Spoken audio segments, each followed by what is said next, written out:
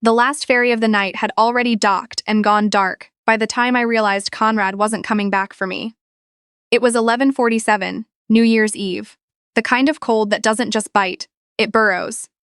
The wind off Puget Sound cut straight through my coat, carrying the smell of salt and diesel and the distant sound of fireworks going off somewhere across the water towards Seattle. People were counting down somewhere out there. I could hear it in fragments, blown apart by the gusts. 10, 9, 8. I stood alone on the Edmonds Ferry Terminal platform with 2 heavy suitcases and a box of gifts I'd spent 3 evenings choosing for his family, watching the glow of celebrations I wasn't part of. 2 weeks in Chicago. A corporate audit that had stretched from a planned 10 days into 14, which meant I'd missed Christmas at home. Missed New Year's Eve dinner with his mother Judith. Missed all the small connective tissue that holds a marriage together.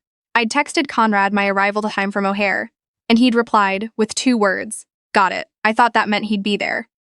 He was there, briefly. His silver BMW pulled up to the loading zone just as I dragged my bags down the ramp. My chest did that stupid hopeful thing it still did when I saw his car. 2.5 years of marriage and some part of me still lit up. I waved. He didn't wave back. He rolled his window down about 4 inches.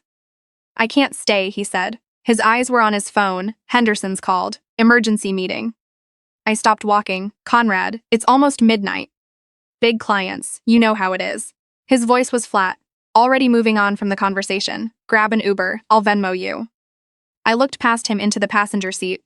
There was a cashmere scarf on it, pale blue, draped over the headrest like someone had just set it down. The color was wrong for Judith, wrong for anyone I knew.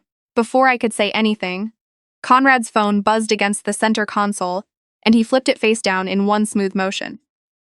"The app works fine out here," he said, and started rolling the window up. "I have a fever. I'd had it since Chicago. My whole body felt made of wet concrete. Conrad, I've been traveling for 7 hours, 102 degrees. Please, just take me part of the way." "Sorry, I really am." He didn't look sorry. He looked impatient. The window sealed shut.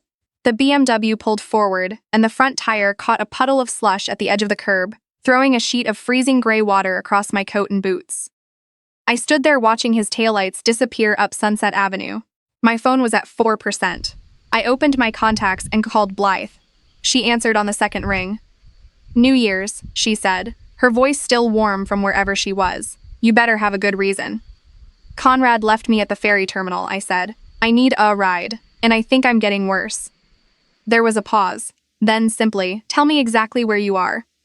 I woke up in Blythe's apartment in Queen Anne to the sound of a podcast playing softly in the kitchen, and the smell of chicken broth. My head felt packed with wet sand. My throat was so raw I could barely swallow. "You're awake," Blythe said from the doorway. She looked like she hadn't slept well in days. "Don't try to sit up too fast. You have pneumonia. The doctor came on day 3. "Day 3, I repeated. My voice came out as a rasp. "How long have I been here?" She held up both hands, 10 fingers. I lay there processing it. 10 days I had been at Blythe's apartment, apparently in and out of consciousness, apparently fighting a lung infection the doctor said had gone septic before she caught it. 10 days since I stood on that platform while my husband drove away. "Can I have my phone?" She handed it to me. I went straight to the call log. My mother had called twice. A coworker had called about the audit report. Blythe had called from the night she picked me up. Nothing from Conrad. Not a single missed call. Not a text asking where I was. Not a voicemail with any version of "I'm worried, I'm sorry, please tell me you're okay." 10 days, and my husband had not once tried to find out if I had made it home safely. I set the phone face down on the blanket. Something inside me went very quiet. Not the quiet of acceptance, but the quiet of a decision being made in a place below language. "Don't call him," I said. Blythe stared at me. "Miriam, I want to see exactly how long it takes." It took 2 more days. He called on day 12, at 9 in the morning, casual as someone checking on a delivery. When I answered, he said, "Hey, you doing okay? I've been swamped." Not "where are you?" Not "I've been going out of my mind." He'd been swamped. I told him I'd had pneumonia, that I'd been at Blythe's, that I'd needed IV antibiotics for the first 5 days. He said, "Wow, that's rough." He asked when I'd be home. I said soon. When I hung up, Blythe was standing in the kitchen doorway with her arms crossed and an expression that was doing a lot of heavy lifting. 12 days, she said. He waited 12 days and didn't even ask how you got from the terminal to here. He didn't ask, I said, opening her laptop, because it never occurred to him to wonder. I was a financial analyst. That turned out to matter more than I expected. I knew how to read documents. I knew how to find the shape of something hidden inside the structure of something that looked legitimate. I knew which questions to ask and which numbers to follow. Conrad and I shared a family Tesla account, GPS history logged automatically. I had never looked at it before. Why would I? I trusted him. I had no reason not to. The map showed his car parked at a building on Melrose Avenue in Capitol Hill. Not once, not twice. 11 times in the past 2 months, each stop lasting 2 to 3 hours. Tuesday lunches, late evenings, one Sunday morning when he'd told me he was at the office finishing a proposal. I pulled his secondary credit card statements. He told me it was strictly for client expenses, easier for accounting purposes to keep separate. I'd believed him completely. In November, $4,200 at Turgeon Rain Jewelers, downtown Seattle. A place I knew by name, high-end, custom work. Not the kind of purchase you make for a client. In October, $3,800 at a furniture boutique, 3 blocks from the Melrose Avenue building. I sat very still at Blythe's kitchen table for a few minutes. Then I thought about the spare fob I'd found in the pocket of his old barber jacket 2 days earlier, when I'd been looking for his insurance card at his request. Small, black, no markings. I'd set it aside, thinking it was for a storage unit somewhere. Now I put it in my bag and called a cab. The building on Melrose had a glass lobby and a doorman absorbed in his phone at 2 in the afternoon. I walked in behind a woman with a grocery bag. The elevator had 12 floors. I pressed 9 first. Nothing. I pressed 11. The fob reader blinked green. Unit 1104 opened on the first try. The apartment was decorated in rose gold and cream, throw pillows in blush, candles on every surface, a gallery wall of framed photos. Conrad and a blonde woman I'd never seen, laughing on what looked like the Oregon coast.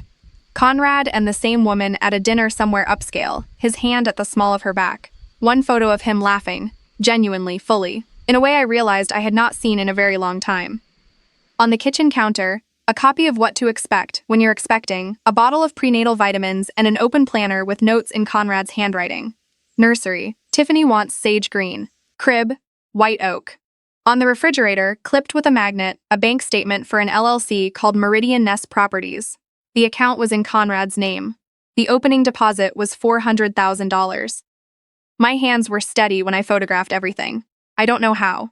The planner, the bank statement, the gallery wall, the vitamins. Then I heard the elevator in the hallway. His voice, that particular low ease he used when he was charming someone, and a woman's laugh underneath it. I went for the bedroom, the walk-in closet. I pulled the door almost shut and pressed myself against the back wall between dresses that smelled of Chanel No. 5, and I stood completely still. They came into the bedroom within 2 minutes. You keep telling me to wait, the woman said, Tiffany. She sounded mid-20s, a little petulant. I'm 24 weeks, Conrad. I'm showing. My coworkers are asking questions. 24 weeks, 6 months, the baby kicking, the visible bump, all of it real, all of it medically accurate. I exhaled slowly in the dark. 3 more months, Conrad said. His voice was the same voice I heard every morning across the breakfast table. Calm, slightly condescending, already managing the situation. I'm finishing the transfer into Meridian Nest. Once the firm's assets are on paper as belonging to the LLC, the marital estate is worth a fraction of what it actually is. She'll get 10% of what's declared, maybe $150,000. And she just accepts that. A pause, the sound of his keys dropping on the dresser. She's practical. She's a numbers person. Give her a number, and she'll calculate that a legal fight costs more than it's worth. A short, dry sound that was almost a laugh. She'll take it and go back to Ohio. I bit down on the inside of my cheek until I tasted blood. My phone was already recording. I held it there in the dark until they moved to the kitchen, and then I stood for another 60 seconds before I slipped out the bedroom, down the hall, out the front door, and into the stairwell, where I sat on a concrete step for a moment and looked at the illuminated record indicator on my screen and felt something clarify inside me, like water going still. Malcolm had an office in Pioneer Square, and the particular calm of a man who had heard everything and was not impressed by very much. He listened to the audio without expression, making small notes. When it ended, he set his pen down. The asset transfers into a separate LLC. Depending on how they're structured, that's not just grounds for an unequal divorce settlement, he said. That could be wire fraud. We'll need a forensic accountant. I know someone, I said, Delia, from my Chicago audit team. Meticulous, discreet, and very good. Here's what I need from you, Malcolm said. Go home. Act exactly as you have been. Conrad's firm has their 15-year anniversary gala next month. He'll need you there. The board still cares enormously about image, and as CEO going through a public divorce makes investors nervous. That event is our window. I drove home that evening. Before I walked in the front door, I sat in the car and practiced the expression in the rearview mirror until it looked like nothing at all. Conrad was visibly relieved when I came back. He made a brief show of concern about the pneumonia, rubbed my shoulder once, asked if I needed soup. He believed I was the same Miriam he had left on that ferry platform. Tired, grateful for small gestures, fundamentally unaware. He had no reason to think otherwise. He gave me $4,000 for a dress for the gala. I wired it to Malcolm's retainer the following morning. 2 days later, I got a text from an unknown number. This is Rowan, Conrad's brother. I think we should talk. I'd met Rowan exactly twice. Briefly at a family gathering the year Conrad and I got married, and again at their father's funeral 2 years ago. Conrad had always described him as resentful, difficult, someone who blamed the world for his own failures.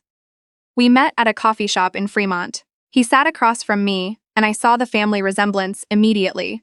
The same jaw, the same eyes. But where Conrad moved through every room like he was auditioning to own it, Rowan had the manner of someone who had learned to take up very little space. Our father left his estate to both of us equally, Rowan said. He set a thick folder on the table between us. Conrad had documents forged while I was living in Portland.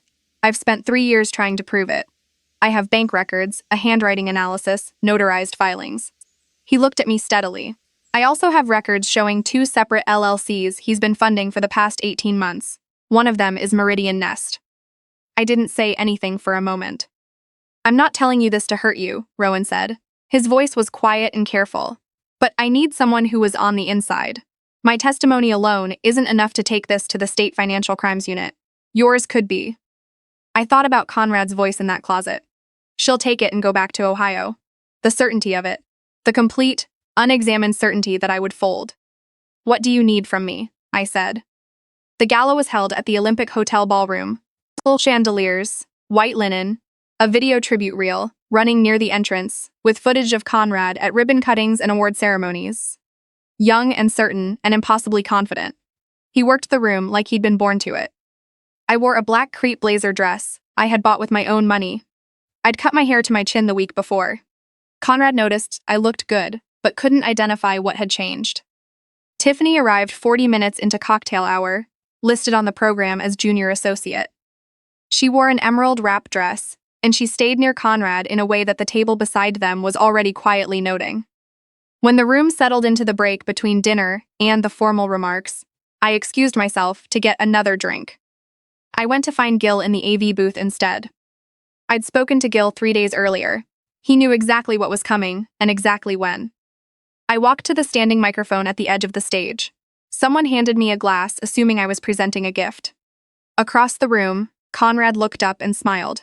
That particular reflexive smile of a man who expects to be praised. 15 years, I said, and the room came to attention. Remarkable. I wanted to share something with all of you that I think speaks to exactly what Conrad has built. The LED screen behind me came to life. The first image was the gallery wall in Unit 1104, Conrad and Tiffany at the coast, his arm around her, laughing. The room went silent in the specific way. Rooms go silent when everyone understands something at the same moment.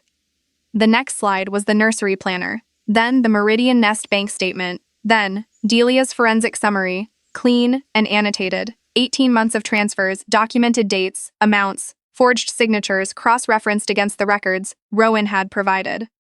This is where the firm's reported losses went, I said. My voice was level as a line on a spreadsheet. I thought the board of directors should have an accurate picture. Conrad was already moving toward the stage. 2 men in dark suits, hired through Malcolm's office, stepped smoothly into his path. Judith sat at the board table with her champagne glass raised halfway to her lips, frozen there, as though time had stopped at the exact moment she realized she could not undo any of this. The smear campaign started 48 hours later. Anonymous posts in professional networks. Disgruntled wife fabricated records. A photo from my Chicago trip, cropped to show me leaning toward my client Desmond at dinner. The angle made to look like something it wasn't.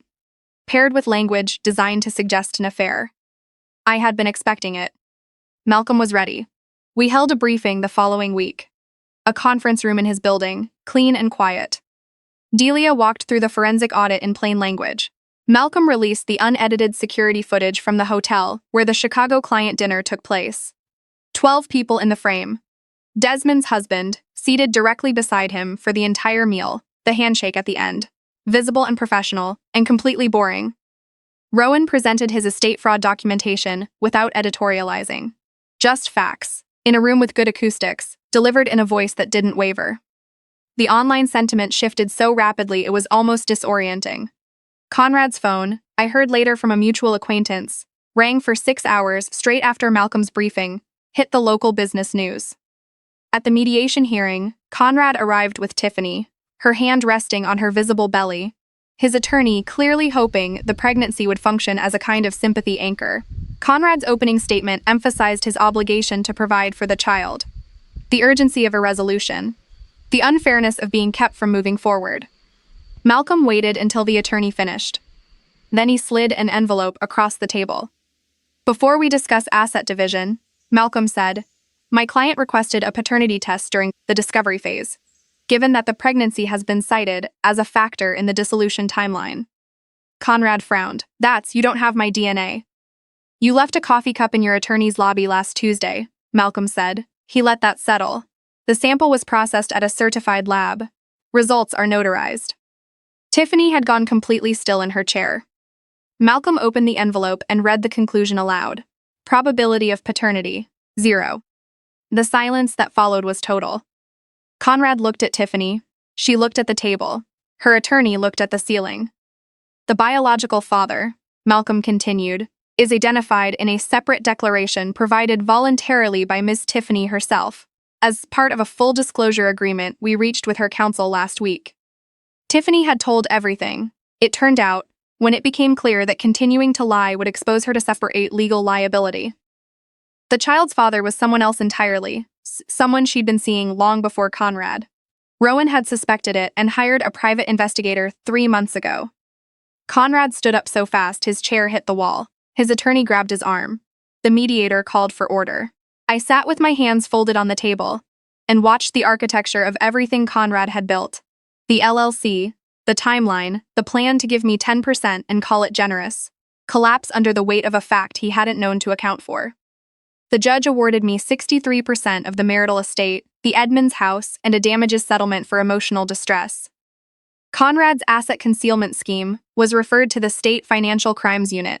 The Meridian Nest LLC accounts were frozen pending investigation. I sold the house in 22 days to a retired couple who wanted to be close to the water and had grandchildren in the school district. When the cashier's check cleared, I sat in my car in the parking lot of the title company for a few minutes, just breathing. I gave 20% to a King County nonprofit that provides legal aid to domestic abuse survivors. Not for recognition, because I knew what it felt like to be in a room where you didn't know the rules and the other person did. Then I drove to Portland. I'd always wanted to live in Portland. Conrad had always found a reason it wasn't the right time. I found a 2-bedroom apartment in the Alberta Arts District with tall windows, hardwood floors, and a radiator that made a sound like someone tapping their knuckles on a door at irregular intervals. I joined a ceramics class on Thursday evenings. I was genuinely terrible at it. I didn't miss a single week. Rowan lived in Portland. He'd been there for years, long before any of this. After the mediation, we stayed in touch the way you stay in touch with someone you've been through something significant alongside. Occasional texts, a coffee that lasted 3 hours by accident, a late phone call when he was working through the estate case with his own attorney and needed to think out loud. In November, my radiator stopped working. He showed up with a toolbox without being asked. I'd mentioned it in passing and spent 2 hours on his knees in my kitchen until it came back on. When he finished, I made tomato soup and grilled cheese, and we sat at my small table with rain coming down outside the tall windows, and talked until midnight about things that had nothing to do with Conrad. His work. My Thursday ceramics disasters. A book we'd both read recently and disagreed about in ways that were genuinely interesting. Rowan didn't rush anything. He didn't perform the role of someone pursuing me. He just kept showing up, quietly and practically, in the way some people show love before they've ever said the word. With presence and patience, with the particular attention of someone who is paying careful notice to exactly who you are. About 14 months after I moved to Portland, I walked out of my office building on a Tuesday evening and found Conrad on the sidewalk. He had lost weight. His coat was the same one he'd worn to the gala, but it sat wrong on him now, too large in the shoulders, fraying at one cuff. He looked like he'd been rehearsing something and was no longer certain whether to deliver it. "Miriam," he said, "I just wanted to say." "You don't have to," I said. He looked down at his shoes, then back up. His eyes had the particular quality of someone who has spent a lot of time alone with their own decisions. "I made serious mistakes. I know that. I wanted you to know." "Conrad," I said. Not unkindly, just firmly. "You're living with what you did. That's exactly how it should work." I pulled my bag higher on my shoulder. "Take care of yourself." I walked to my car. He didn't follow. In the rearview mirror, I could see him still standing there, smaller than I had ever seen him, the street emptying out around him in the early dark.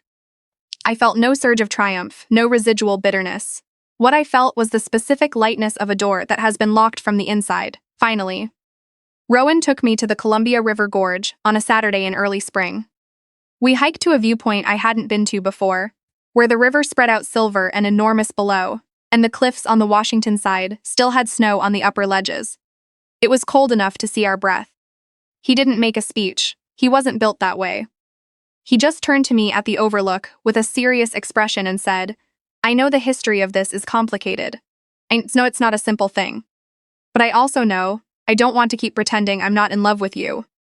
The ring was in his jacket pocket. He showed me after I said yes, a simple hammered gold band with a small aquamarine at the center, the color of Puget Sound on a clear morning. He'd had it made by a jeweler in the Pearl District who worked out of a converted garage. "It reminded me of the water at the ferry terminal," he said. "That's a very strange thing to romanticize," I said.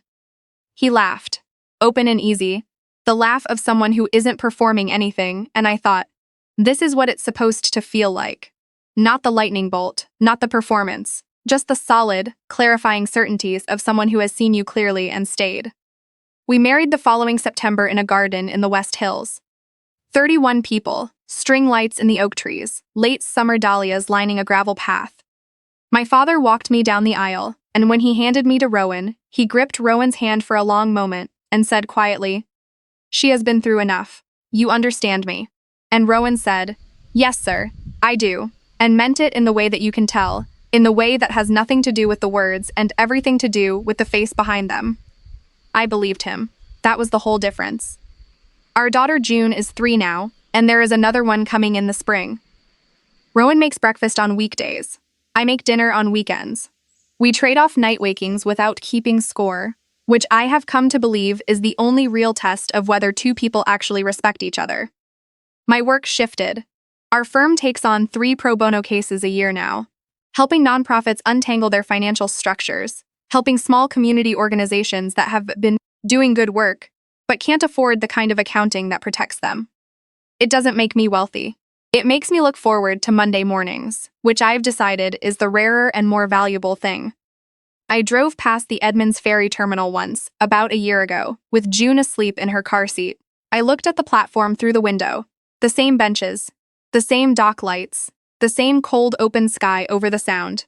And I thought about standing there at midnight, with everything I owned in 2 suitcases, my phone almost dead, my lungs already filling with something I didn't know about yet, watching a man I trusted drive away. I had thought that night was the end of something, and it was. But the end of something that was going to hurt you is not a tragedy. It's just a door. June made a small sound in her sleep, her fist curling tighter against her cheek. I drove home through the early dark, and the lights along the water came on one by one, and I was not afraid of any of it.